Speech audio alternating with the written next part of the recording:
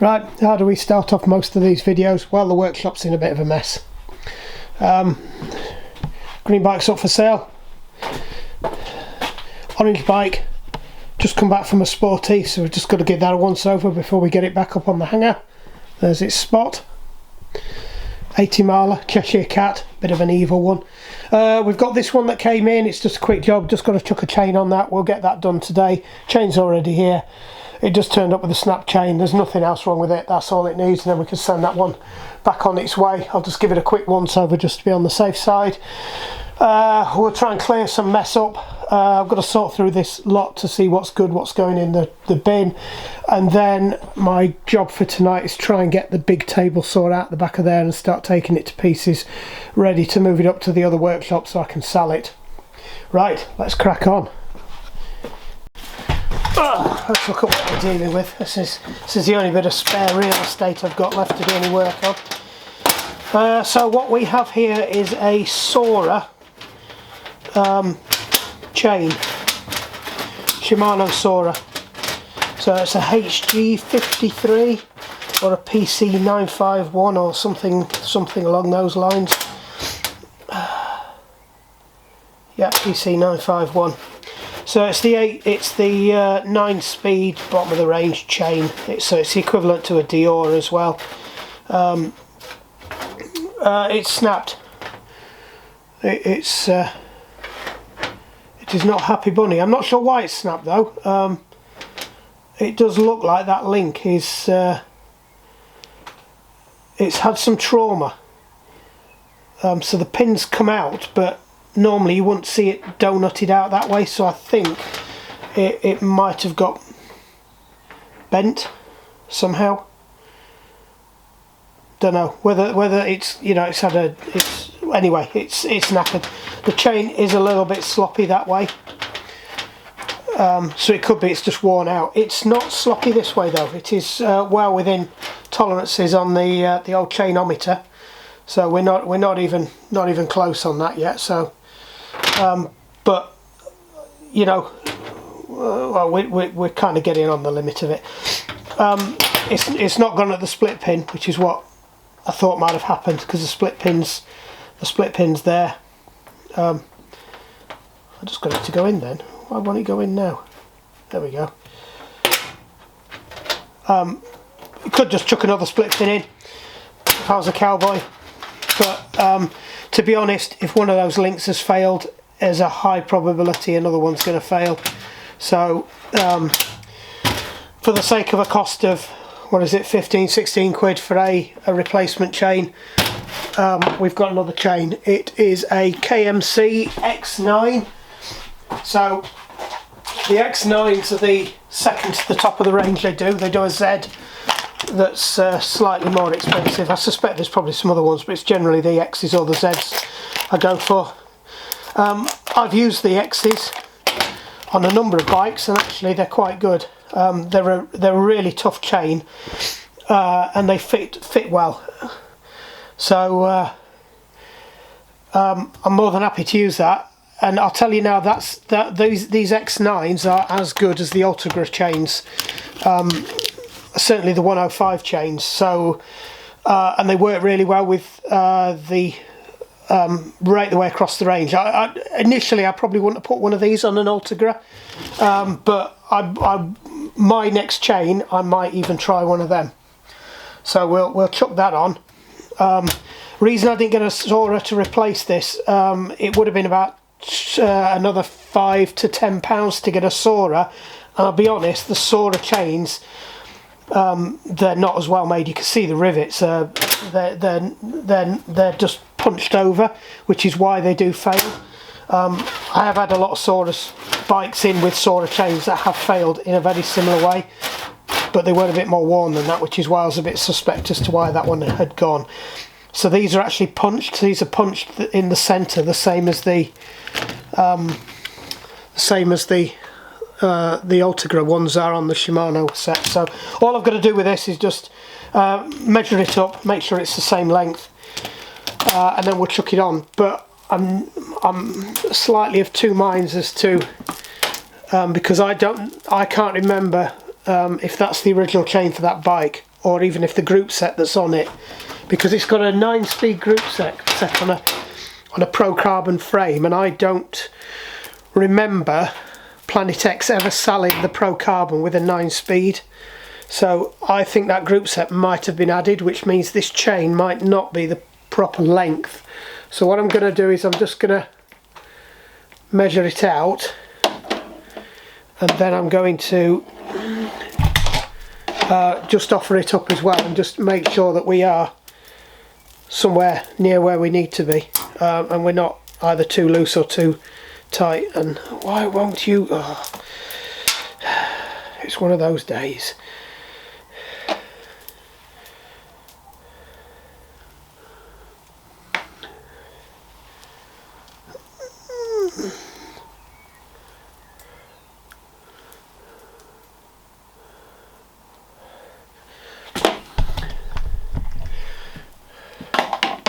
So we're going to go through the same performance we went through last time with not being able to do this.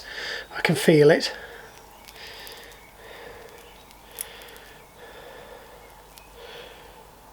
Right. So we need to take one full link out of there. So what I'm going to do is I'm just going to chuck it on the bike, how it is, and see how it looks. Because I think this is 114 links, which I would normally not have an issue with. 114 links, yeah.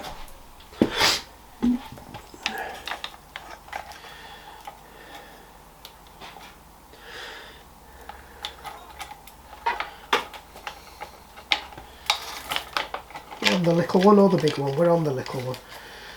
Good, good, good.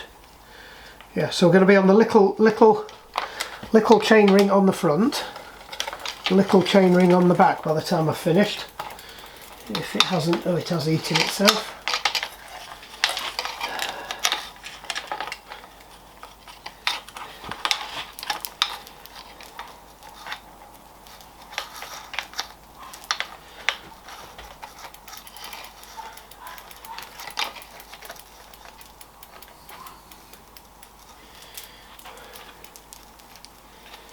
Let's have a quick scan.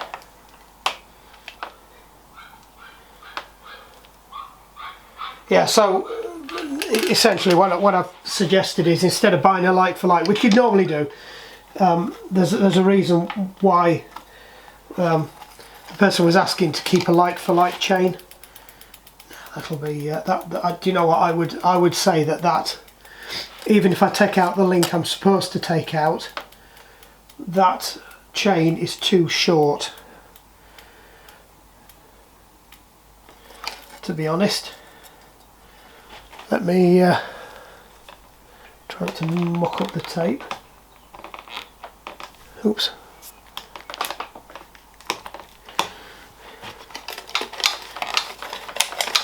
Get it onto the big ring.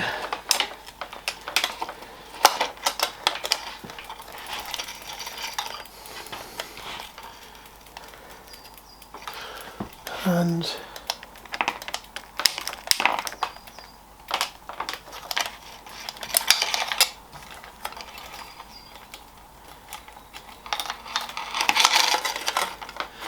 just going to see what it looks like on the biggest ring. So big ring to big ring, if it's going to stay in for me.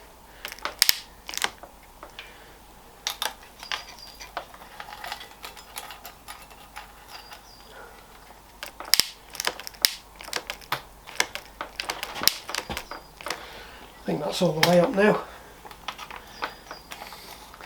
and we'll see where this fits. I mean, it could be that it's just got a really ridiculously large spindle on the back.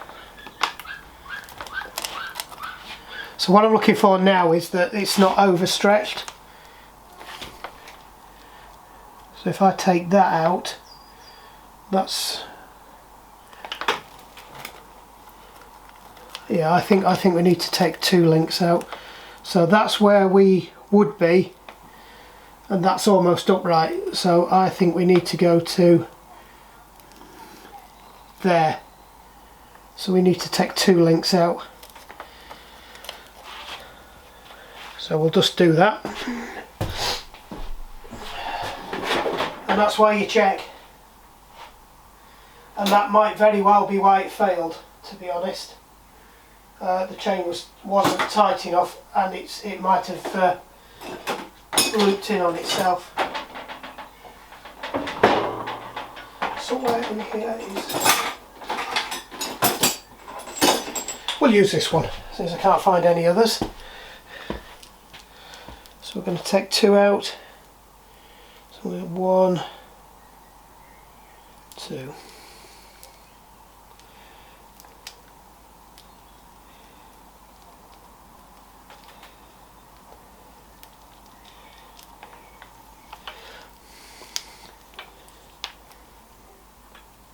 That's it. With a nice pop, these, you can tell they're really good quality chains. The one I did the other day went with a nice big pop as well.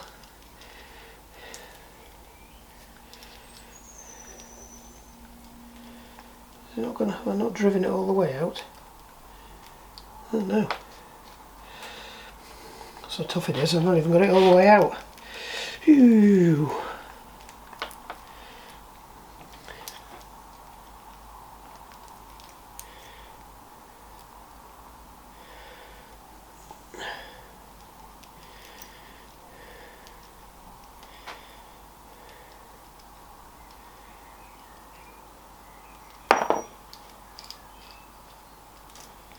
There we go. Went out. Oh, need to go and beat that again to stop it from falling out.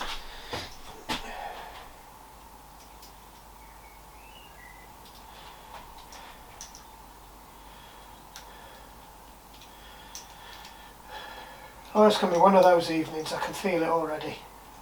There we go. Right, let's go and get the split link.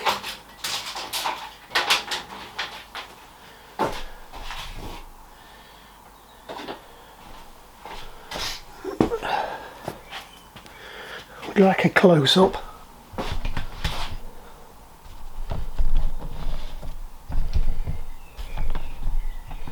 It's going to be somewhere around there. Oh, of course, it's on the hardest one to do now because I've left it on the big ring. But hey ho. Any arrows on there? Nope.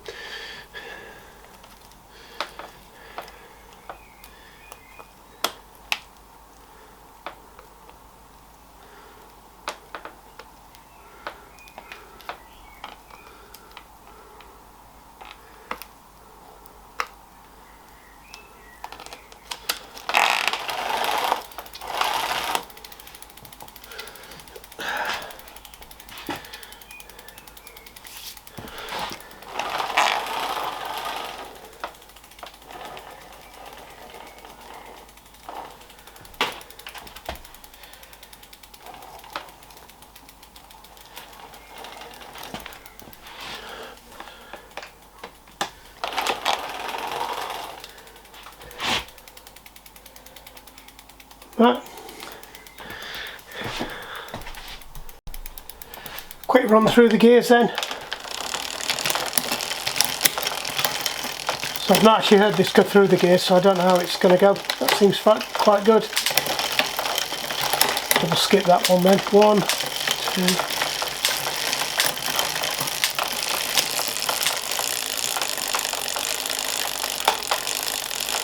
So we're looking big ring, big ring. Yeah, that looks great, that. No problems at all there, that's exactly where it should be. So it did have too many links in it. Yeah, that's going to be a lot better now when I go all the way down. So what I suspect's happened is it's been on the small cog in the back and he might have gone too far low. We've hit a bump and it might have ingested the chain. Because that is awfully close to there. It's very close to there, so I don't know how it would have worked with the length of chain that was on it, to be honest. So I think we're good with that. You'd never run it in that though, because you're crossing at that point. You'd typically be for that big ring. You'd typically be in those gears, and then by the time you get down to there, you'd be thinking about, right, I need to get up on the big ring, and then you give it 2 clicks on there, get you back up to the same ratio, and then you'd start moving down there and into your top gear.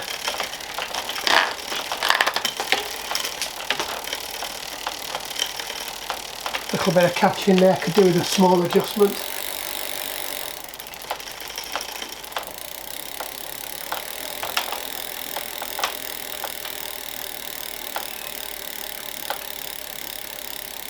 I need adjusters on these.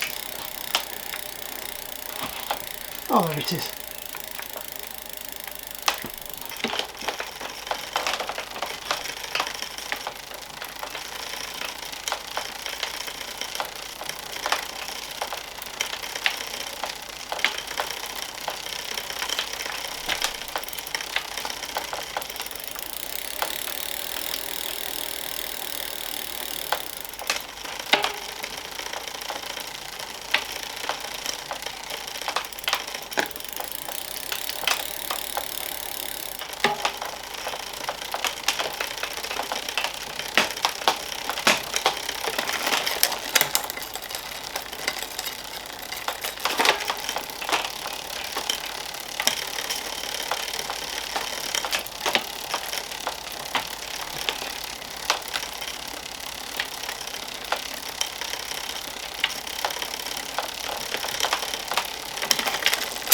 There you go, I think that's good.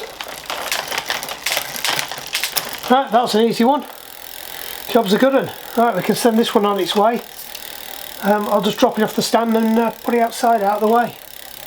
Let's move on to something else. Spoke too soon.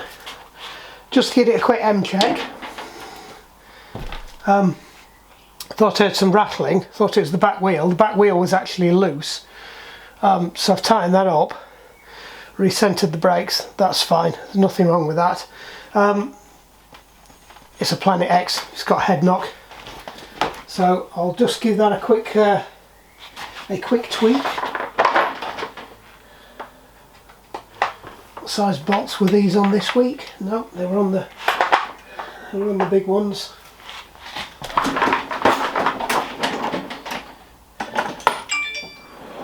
Talkie. Pay attention.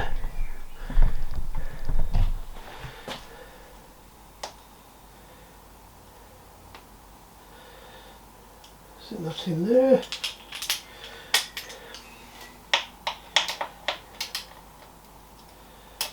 Yeah, no, I shouldn't be using this to undo it, but I can't be bothered to go over there. It's all of what, 6 paces over there? But it means climbing over a whole load of stuff. So I'm just going to slacken these off. You know the drill, we're just going to tighten that up. Give it a couple of tweaks and try not to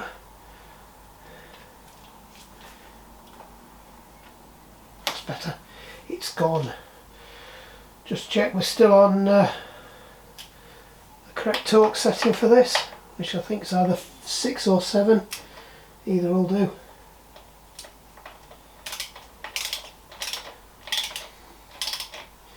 Don't go too far on one before you switch over and do the other.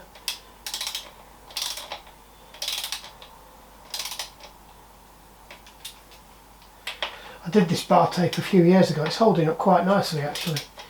Apart from I had a nightmare with those trim strips. They just were horrible. That's it.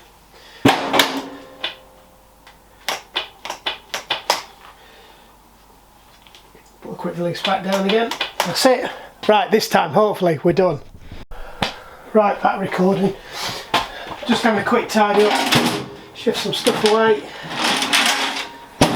Another dead chain for the dead chain. I've got to find a use for them. Oh come on, you're in the way now.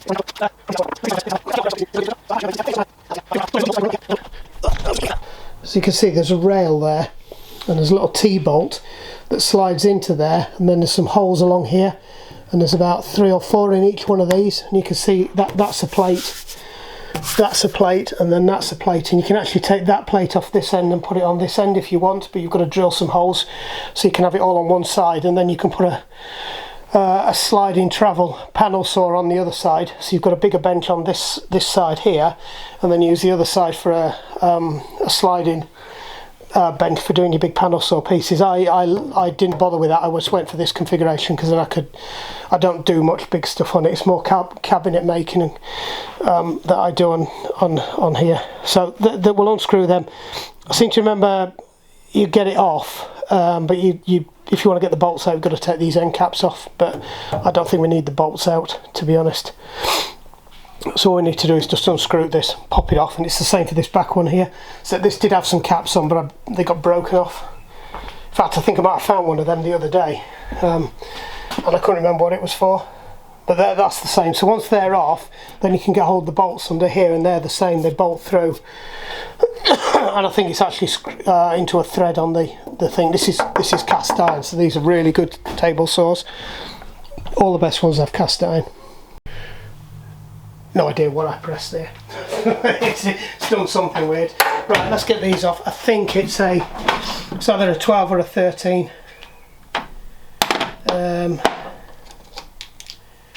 Can't be bothered to get the impact out, so we'll just use they shouldn't be done up tight. There's one thing with cast iron, it's quite soft, so you're not winning anything by over tightening it.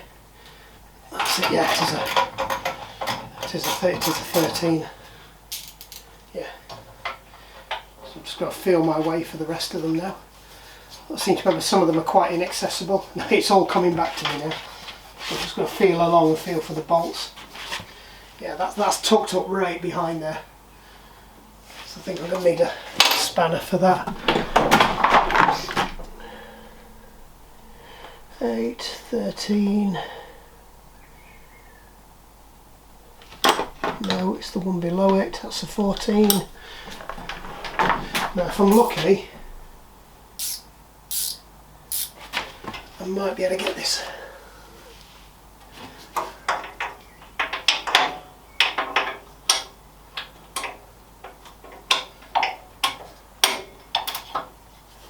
Yes.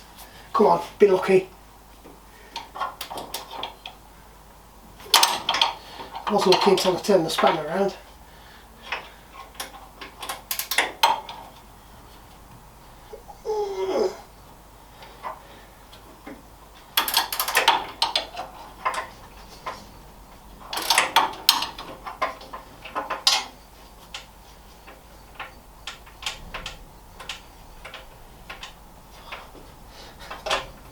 It's being awkward.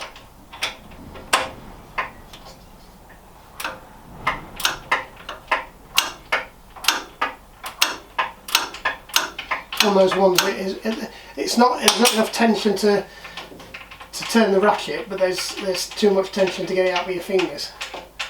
That's it, we're out now.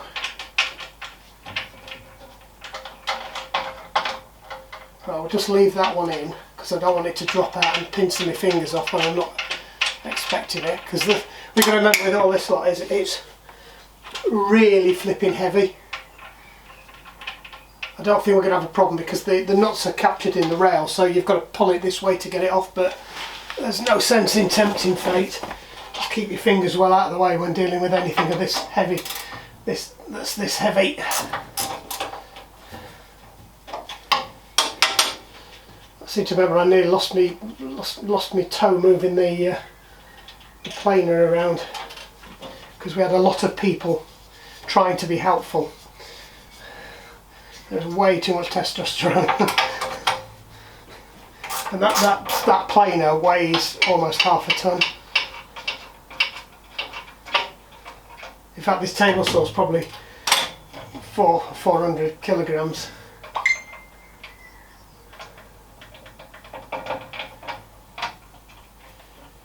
Right, I can't feel anymore. Unless there's one stashed behind there that I can't feel. Nope. That's clear. Hold on, that's one, I got one.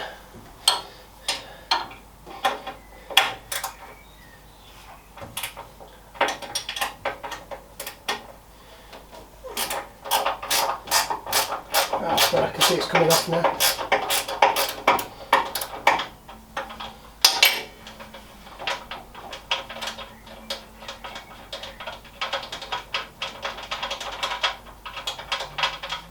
There's a couple of washers I've not recovered as well, so I need to go and hunt them as well so we don't lose them.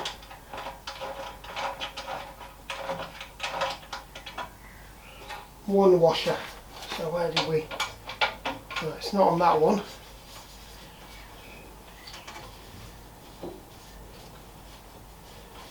Got you, it's on this one.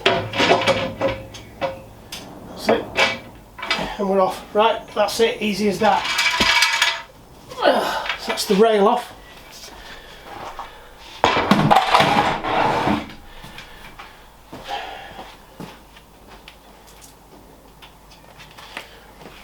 Good tip.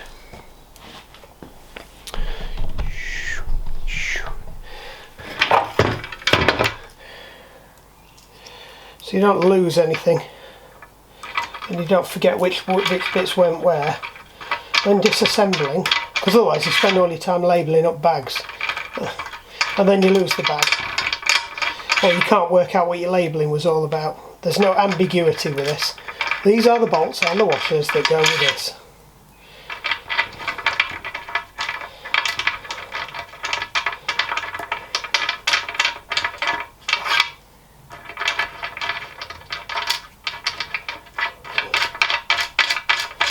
There we go. Slide that back in. Right, next. I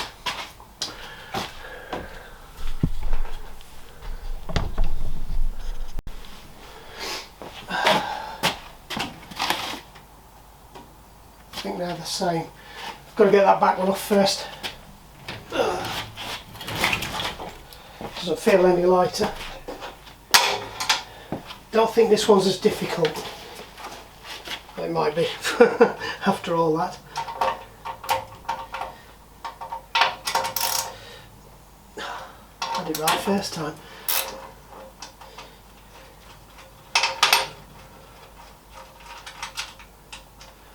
This one doesn't weigh as much, so I'm more than happy to take the yeah, it is a bit sad. I've had the table saw for about 20 years.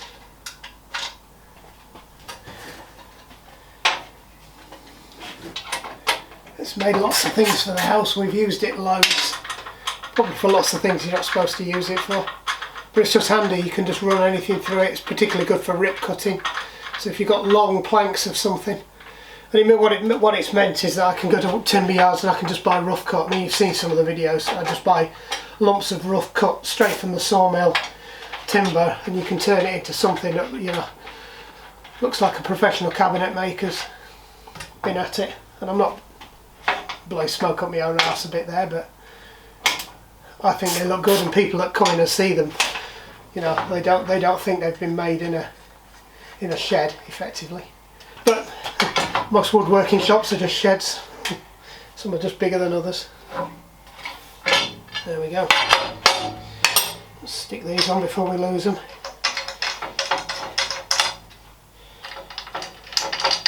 So what we'll do with a lot of this is we'll give it a really good clean down, get all the bits of oil and stuff off it, because it's in the old workshop, the one I had before, that was probably a third of the size of this, probably smaller. I think it was 3 metres by 3 metres.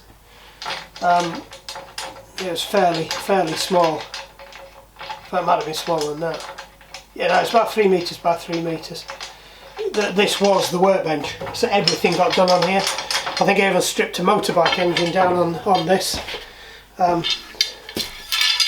first set of motorbikes I did them in here, but there was nothing in here. It was completely empty. We just kicked the chickens out after lockdown, and there was nothing in here at all apart from two motorbikes I bought off eBay.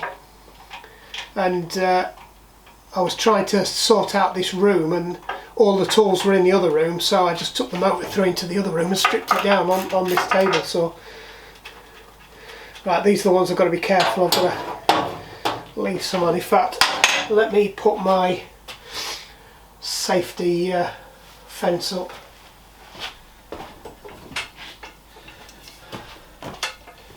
So what I'm going to do is I'm just going to put these roller jacks underneath here to offer some support if it does decide to slide, so it's not gonna catch my fingers out. So even if it drops down, it's just going to drop onto them. They're not the strongest thing in the world, but they should hold it, because they can hold a fairly substantial piece of timber. These are slightly overkill. These are 45 amp or 32 amp connections, I can't remember which. Why do I get a funny feeling all the bolts have just fallen out of that and I've lost one of them? Yep, because they have. I didn't even realise I'd done that. Put them on there. Yeah, but we were doing a data centre, and there were a whole load of these that were getting chucked out because they don't use them. They use 450 volt connectors, and these are 240. But they are the 32 amp. I think they're 32 amp. Yeah, 32 amp. So this would be quite. This just needs a 16 amp, but it's got the 32 on because I just have them, so it doesn't need them. So if you were querying why I've got such heavy duty things on a single phase, because I think the equivalent size in a 415 volt is a 64 amp. God, it's starting to get light outside now. The clocks went back at the weekend, so I can hear birds outside. I have to get a bigger.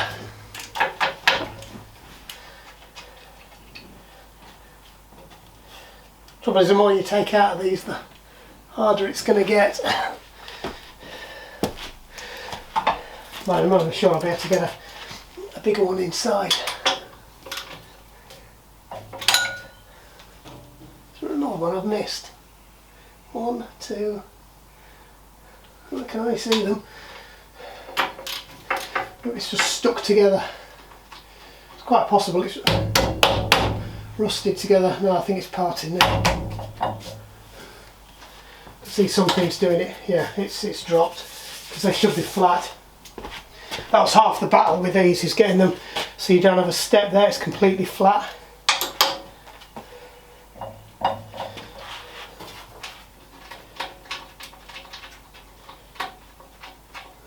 In a minute, hopefully we won't hear a clunk, because I think that's threaded.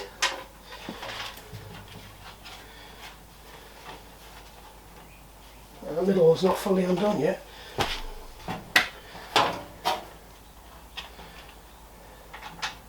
Tell me why it's not coming apart. It's not undone at all. Ooh, nearly trapped my thumb.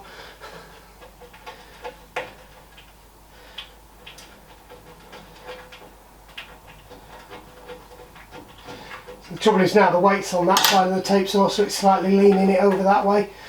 So it's a good job we did put these under here.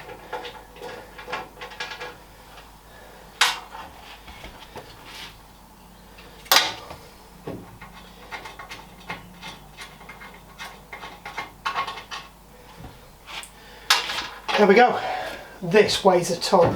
I got one still attached. Oh, yeah.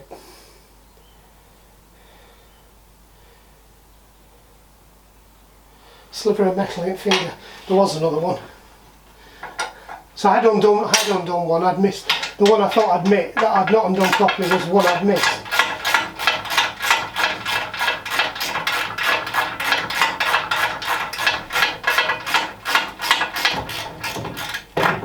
That's it.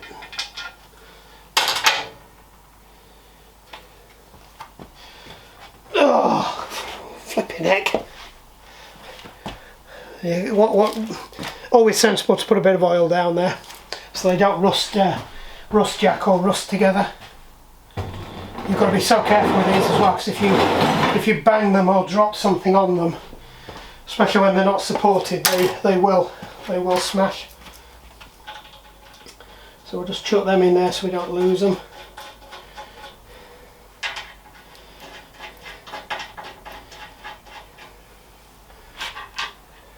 You can actually buy this table saw just like this, without any wings on it. So if you've got a workshop where you've got a lot of benching around it in your tables, you can set your table saw up in the middle of your benching and use your benching as your outfeed table. So you have your table will be behind it, and this would just be sat inside a big bench like an island.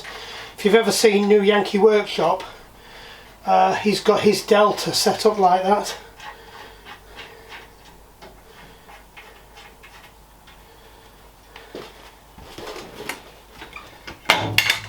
Sad that I can even remember the name of the saw that he's got. Bit of a hero of mine, old Norm. I didn't realise he's still, I think he's still kicking around. If you're interested in it, New Yankee Workshop, go and have a look on YouTube, which is obviously where you are now, but go and have a look, because you will find all the episodes of New Yankee Workshop and this old house, I think, on as well.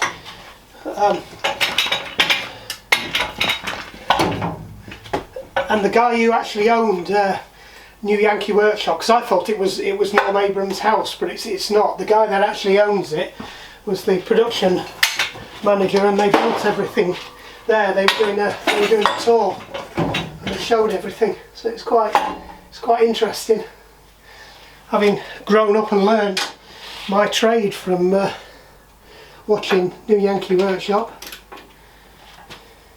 I'm going to get a big one, because I know I'm going to lose my fingers if I don't. The fillets underneath there are a little bit too close to the bolts, and I'm worried if I push through, I'm going to end up, as it goes, I'm going to end up with my fingers stuck behind it. So we don't appear to have a 10, but we do have a 13 on one of those. No, it's not going to end the world if I've used the percussion bit on the normal thing. Might be the other way around.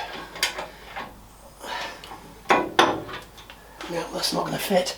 That was my worry, that the thing was so big it wouldn't fit. Let's go the other way then. Let's go with this one.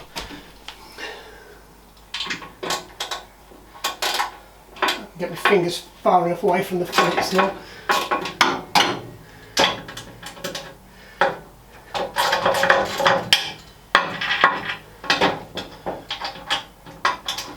Easy when you know where the nuts are.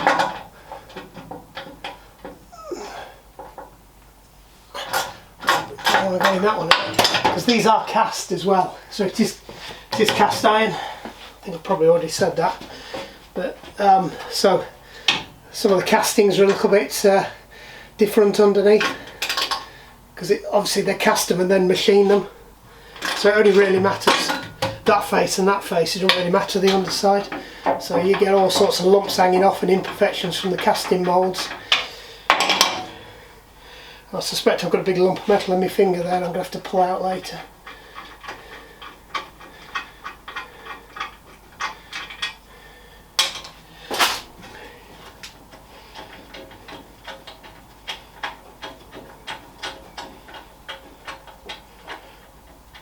Taking a table saw to pieces. A bit of everything tonight. That's going to be fun, because there's nothing about that that's easy to deal with. The pillar drill's staying. The bandsaw's probably going. The blower's going. I won't have any use for that. And there's a dust extractor up there in the ceiling as well. That I've got to work out how I get that down, because that was an absolute pig getting that up there. But I did it on my own when I was 20 years younger. So I was 30 something when I did that. Actually, it probably wasn't. It was probably 10 years ago when we moved in here, because when I started with the motorbikes, that was probably about 10 years ago. Yay!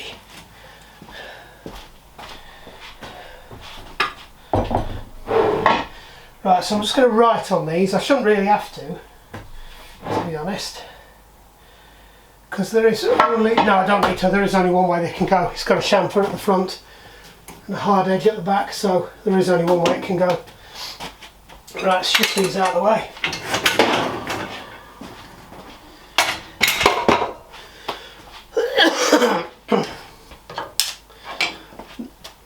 What do you want to do next? I'm going to put these bolts in.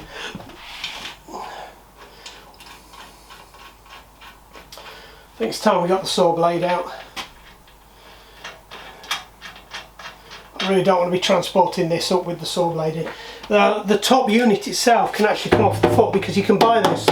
The very lowest model is what you see there, but without the bottom. And you put your own legs on it, or it comes with some really flimsy legs.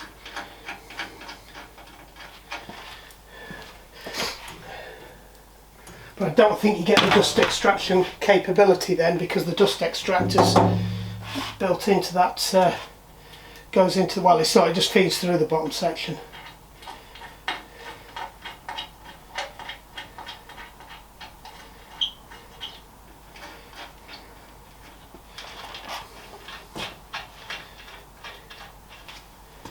Oh, definitely got a bit of metal in there. Ooh.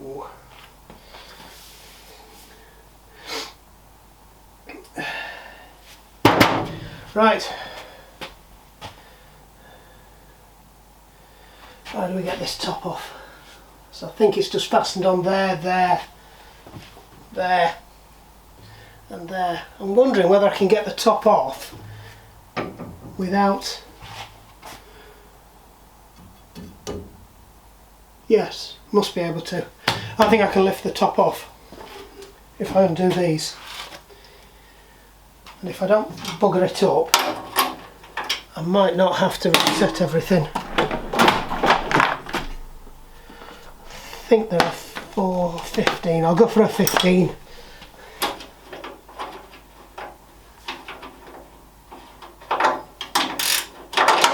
Oh,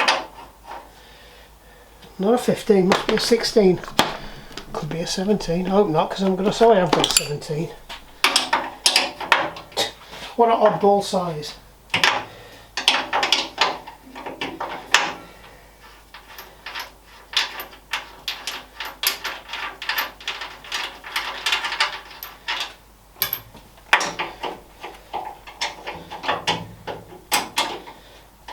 So this is how you level and true your table up. So the idea is that you can tilt the table.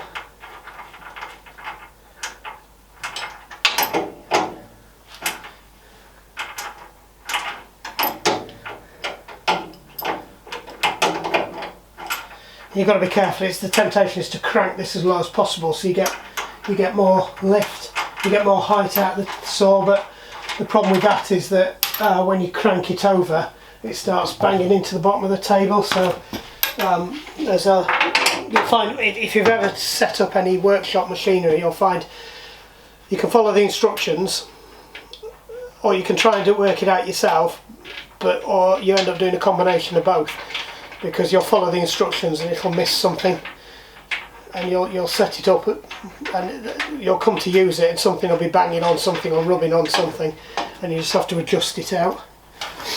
Or sometimes you have to find another way of truing it up because the mechanism they've given you just doesn't work. I've got a couple of tools in here. The planer's a good example of that. Instead of using the truing bolts, I use there's some screws in the actual leveling in the table, and you can use them to level it. But the instructions say use something else. Alright, let's chuck these on here. I think we'll dig out a pot for the all that gear so we don't lose it. Not that one, because we're using that one. Got an empty pot. Oh, there you go. Chuck everything in there we could lose. Did we get them all out there? Yep. Screwed it up. Right, this should lift off now.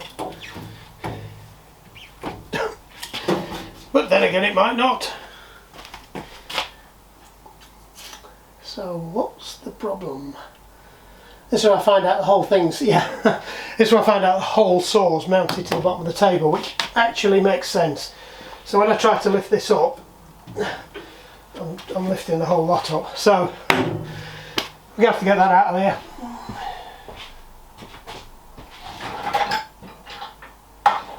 So in America, this when I bought this table saw, this is what I was after.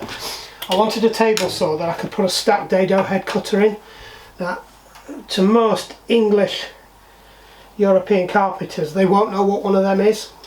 The nearest you'll get is a wobble blade, but they don't even like them.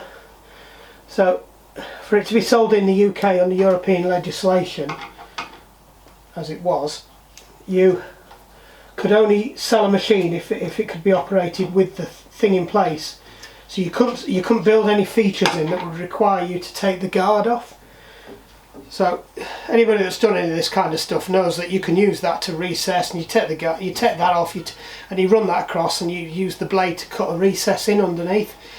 Well, the Americans have got this thing called a stacked dado head cutter. It's essentially two saw blades side by side with a chipper blade that sits in the middle, and you can make it as wide as you want. So you can actually use it to cut grooves like this in a piece of wood. So it's a very useful thing, because if we want to do it, we have to use a router table. Or we have to pass it one way and then turn it and pass it the other way. So we can't do that because we have to leave the hoods on, and you can't do anything like that with the hoods on. So you're pretty much limited to a router table or a spindle moulder or something like that. I'll put these in the tub. I won't screw them back in there because if I hit them they will break. So what you normally do in the States is you pop this out and you have another one of these that's wider, and then you stack the blades out, but they have an auger inside. So it's a whole spindle and you just stack them up on the spindle. Well, they don't do that in the UK. They deliberately don't let you do it. Now you can't see that, but there's a hole in that spindle there for me to put something in like that, just to hold the blade while I undo that there. So I need the I don't normally use this, and I'll be honest, I normally just use a spanner because this thing's a bit flimsy. And I can't remember whether it's lefty-loosey or righty, whether it's a left or right hand thread on this. Let me get my piece of timber. Have we got something I can sacrifice? That'll do.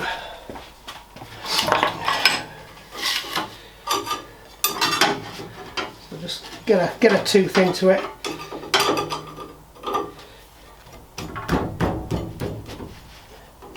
Yeah, it was left hand. I guessed it was left hand.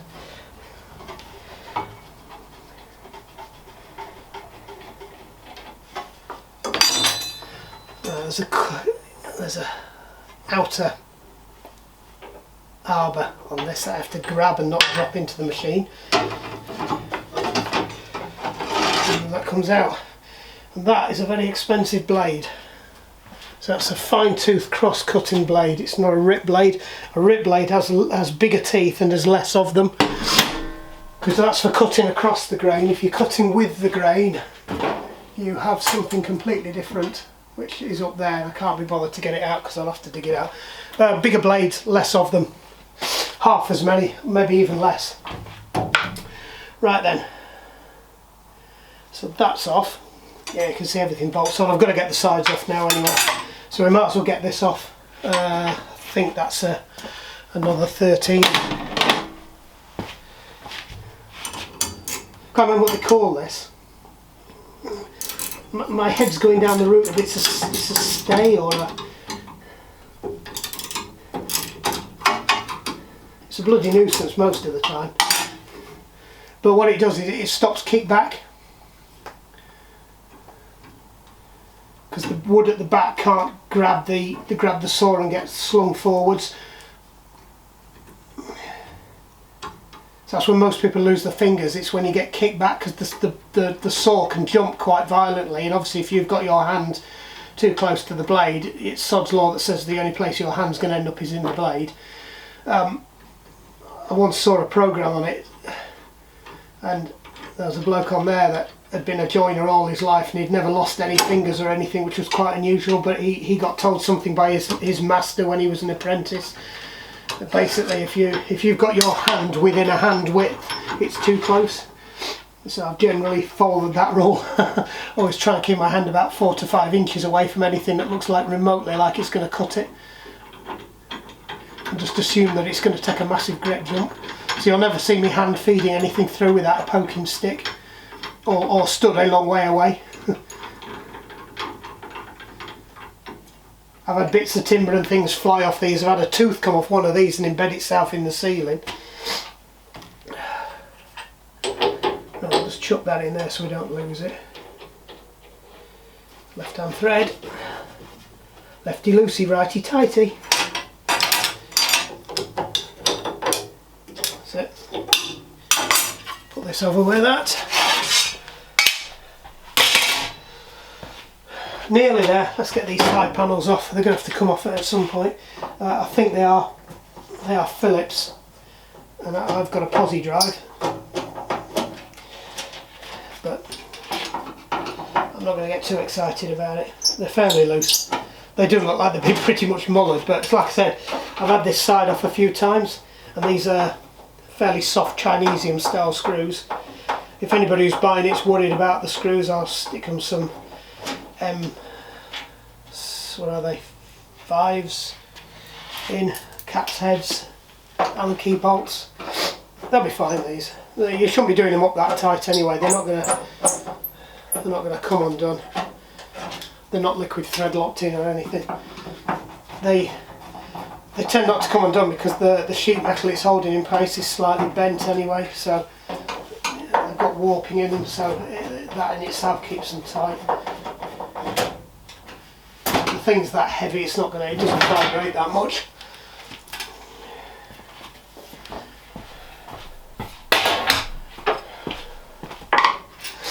More bits.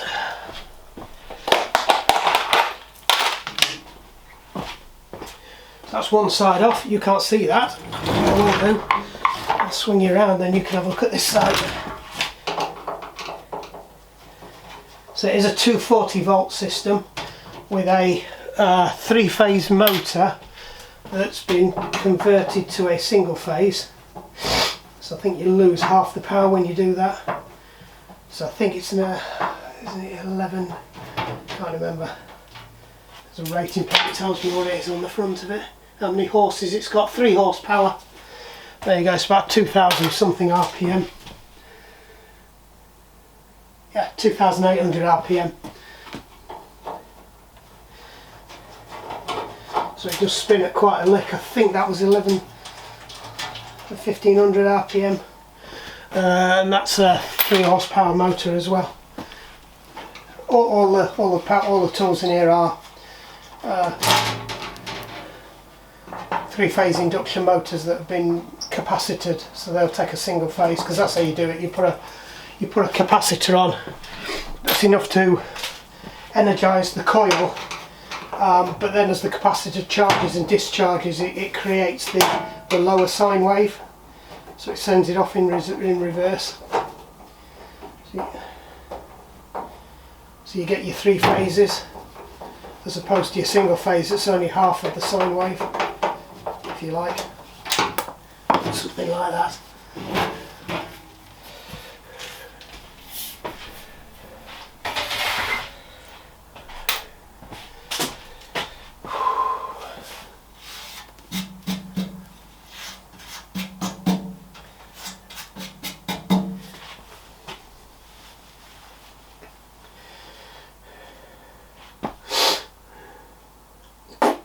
Right, that's the other side off. You can't see a lot there actually. I've just got to work out what I need to undo from here now to get that lot out, or whether or not we could just get away with taking the top up and just take it off the bottom.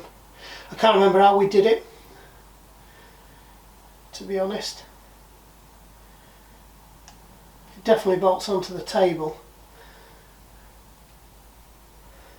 I just don't want to drop it off the table because that lot itself weighs an absolute ton. I mean, the motor is significantly larger than the one in the table saw, and that one in the table saw was a big old lump to lug around.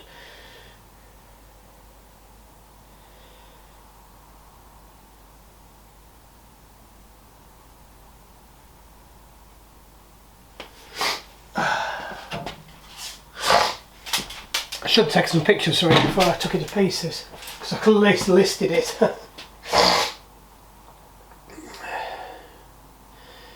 I hate being old and not being able to remember what things I did. I've got a sneaky suspicion that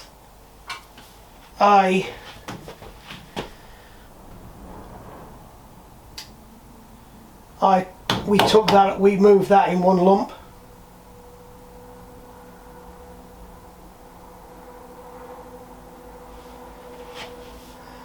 Because I think the only way I'm going to do that is to take it off the base, turn it upside down and take the motor off the table, because the way it is at the moment it's going to be too heavy, and I definitely don't remember doing that. So I think what we'll do is we'll get the rest of the panels off. They're fixed. These panels I think unscrew from the inside, so you can get them out, or you can just take undo that bolts to that, so I can undo that and then slide this off possibly. I will need to drop the vacuum piece out of there.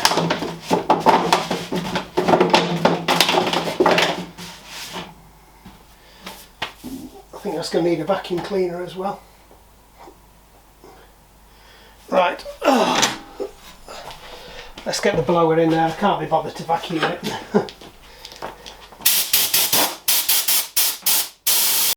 How much have you missed? We've got all sorts done here. Are you back?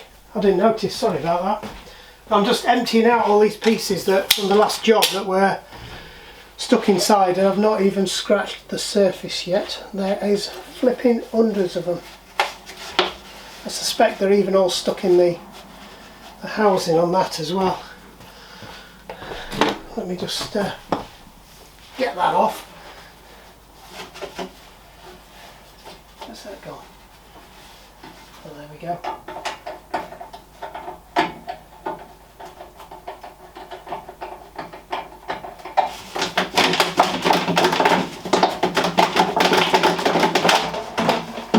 Yep, there's another one.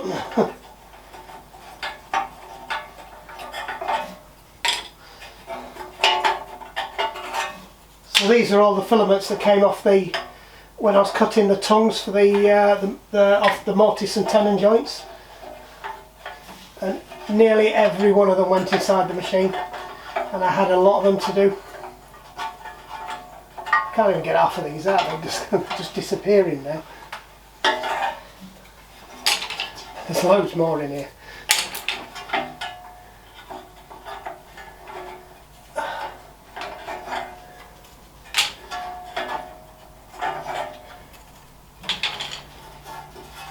We got them all.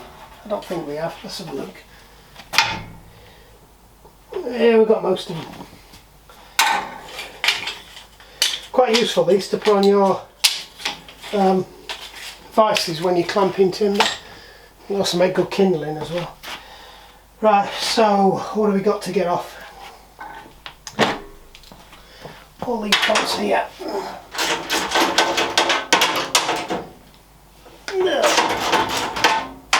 So the plan is, I'm going to take the top off the base. I think I've isolated everything that's anywhere near that. Oh, we need a spanner.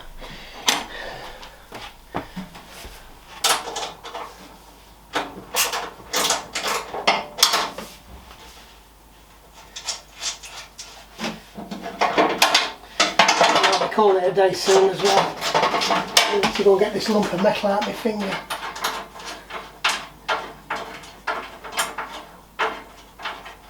And no staying power.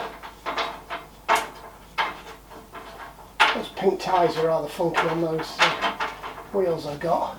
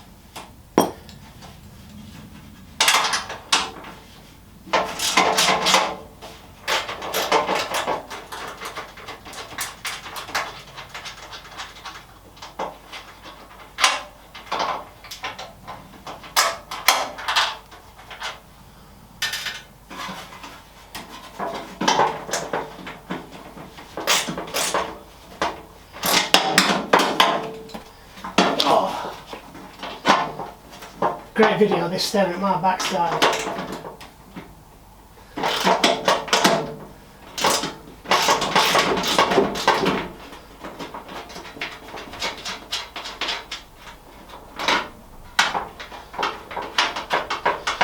So these sips are slightly better made than the some of the Axminster stuff that came later.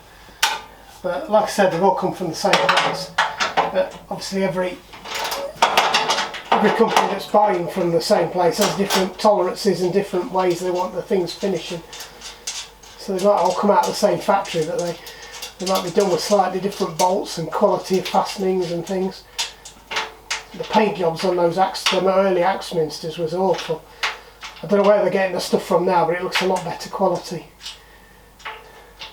Having said that though, China's stepped its game up a bit. It's certainly got a lot better quality. I'm even temporarily driving a Chinese MG at the moment while they fix the BMW.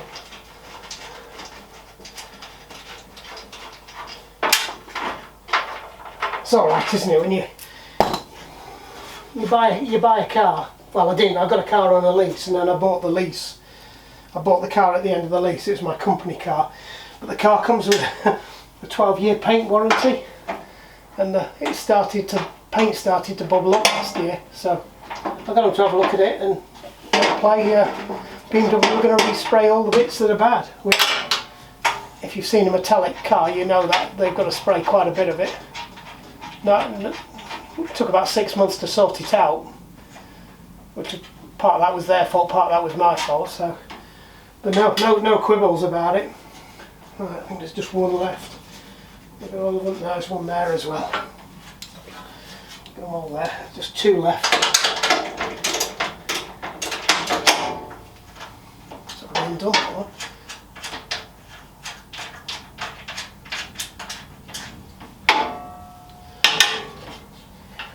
let's not be foolish. I've not lost any bolts or washers yet.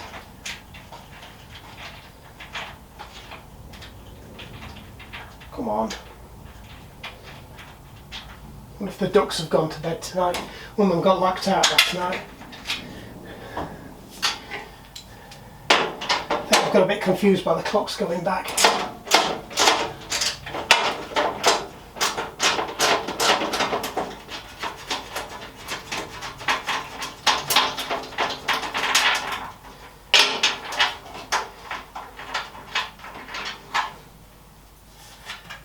Right, I think that's everything.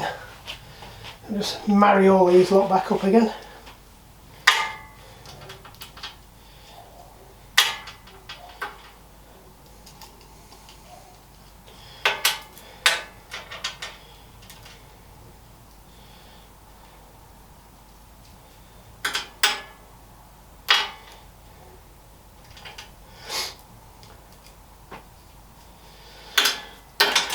Could be here a while.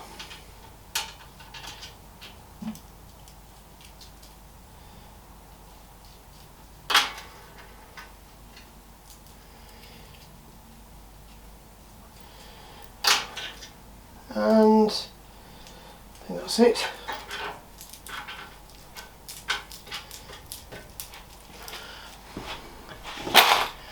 Job's a good one. Right. I just need somebody to give me an hand lifting this off now. So I will have to give somebody a bit of warning, but let's just yeah, I think we're good. That'll lift off.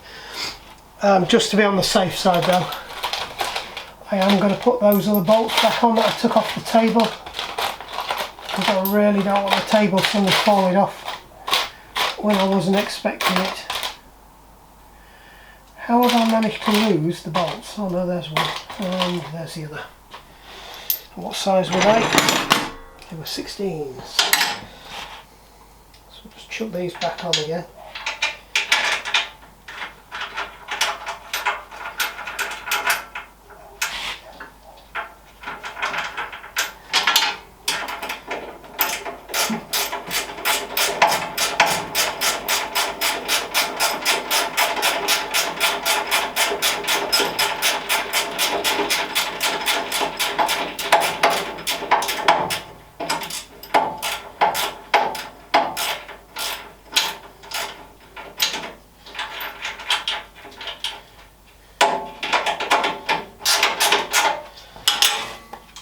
Typical stiff bit, and then it went really sloppy, and then it went stiff again. There's probably a whole load of comparisons you can draw from life there.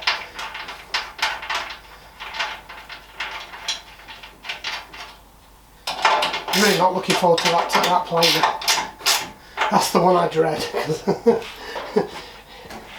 It's heavy, it's bloody awkward, and it's a pain up the backside to set up again.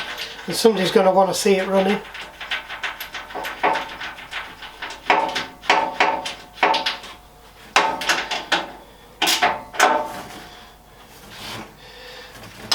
How have I managed to lose a bolt? Have I put 2 bolts on one of these or something?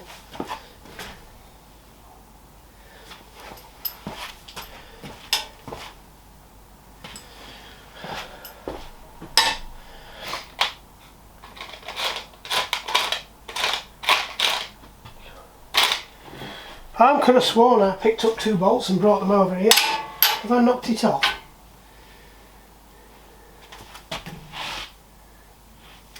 Who knows?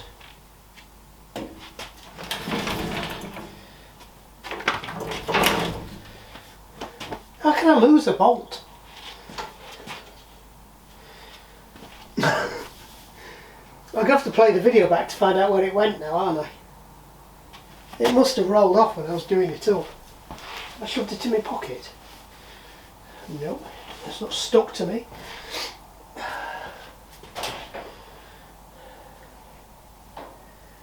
How have I lost a bolt? If I put money on it, I'd have said it had gone in there, but I can't see it. No. There's everything else in there. I have no idea how I've managed to do that.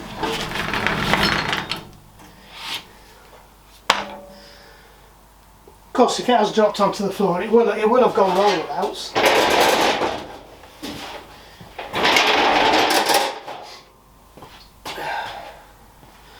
I'm sure I can find another one. It's a standard thread, I think. But that's just deeply irritating. How have I managed to lose it?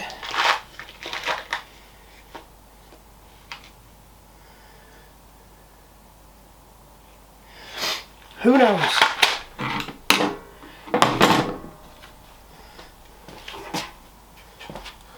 I don't even know where I could have lost it.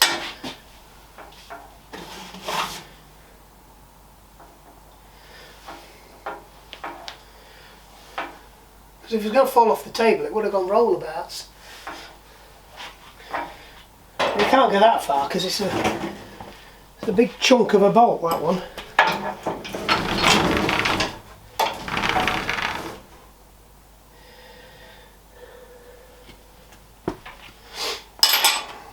My money's on it's down there. Let me get a torch. How can I lose a bolt? I'm not going to give up. I'm not going to go and grab another one just yet. I will in a minute though. What's that one? That won't do it.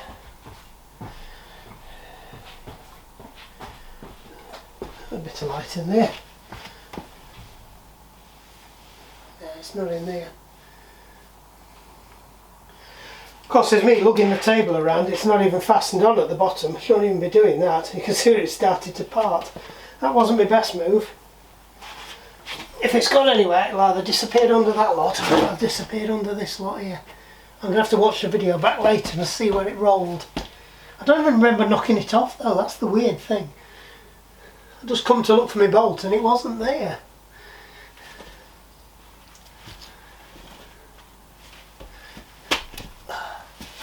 If it's under here, we've had it. That bloody glory hole in there.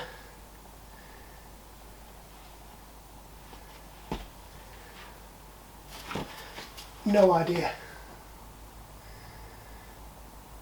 Definitely not screwed to on ever. They're not level anyway, they need adjusting.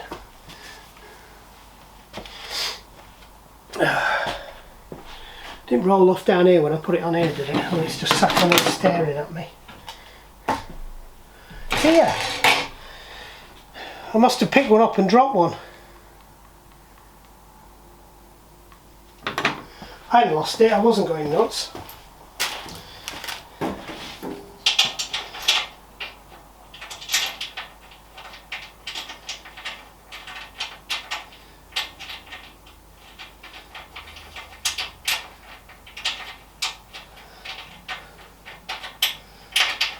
On.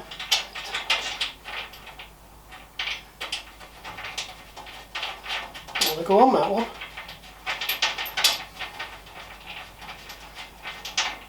Feels bigger in here already just for clearing that corner out. Right, I think I'm going to call that it for the night. We'll stop filming there. I need a big grunt to give me an hand getting this off here, and I don't fancy that at the moment, so we'll bring all the bikes back in and then we'll crack on with that. Possibly tomorrow night we'll get the top off. I might even get it up to the workshop. Problem I've got is the sack barrow that we normally use for carrying this stuff around is broken as well, so I haven't even got any way of transporting it. I need a trolley or something, so it might be just we just physically lug it up there. I'd have got a wheelbarrow. Somebody nicked me wheelbarrow. Right. Okay. Right. We'll bring you back. We'll bring you back tomorrow when I carry on stripping it down.